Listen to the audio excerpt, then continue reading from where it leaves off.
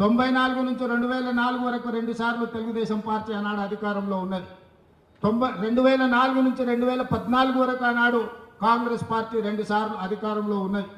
2014 నుంచి 2023 వరకు టీఆర్ఎస్ 2 సార్లు అధికారంలో ఉన్నది. 2023 నుంచి 2033 వరకు 10 సంవత్సరాలు కాంగ్రెస్ పార్టీ తప్పకుండా అధికారంలో ఉంటుంది.